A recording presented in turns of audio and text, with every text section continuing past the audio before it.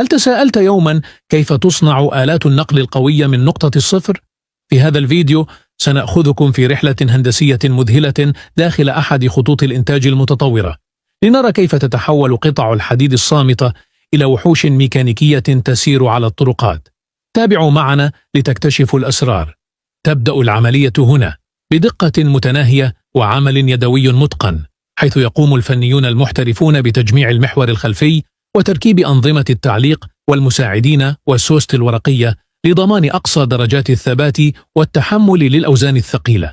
فشاهدوا كيف يتم ضبط كل مسمار بدقة وعناية فائقة. الآن ينتقل الهيكل إلى خط التجميع الطولي، ويتم إنزال الشاسيه الفولاذي ودمجه مع المحاور، وفي هذه اللحظات يتم تمديد شبكة الضفيرة الكهربائية وحمايتها بأنابيب عازلة لضمان أمان المركبة بالكامل ضد أي ظروف جوية قاسية.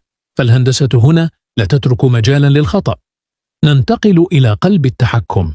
تركيب عمود التوجيه وربطه بصندوق التروس للحصول على سلاسة تامة في القيادة.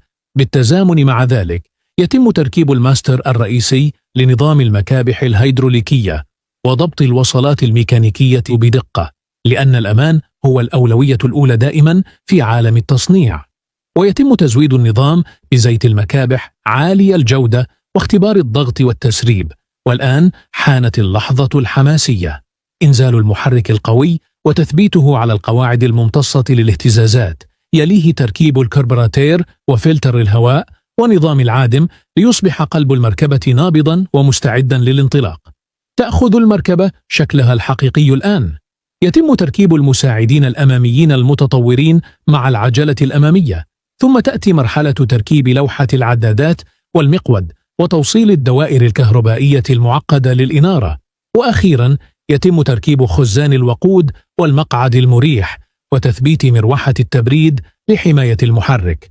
بعد تثبيت الإطارات الضخمة المخصصة للطرق الوعرة، ننتقل إلى الجزء الخلفي، حيث يتم تركيب صندوق الشحن الخلفي الواسع المطلي بطلاء حراري مقاوم للصدأ، وتثبيت الأبواب الجانبية والمكابس بقوة لإحكام الإغلاق.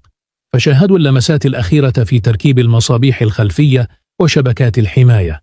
وحانت لحظة الحقيقة.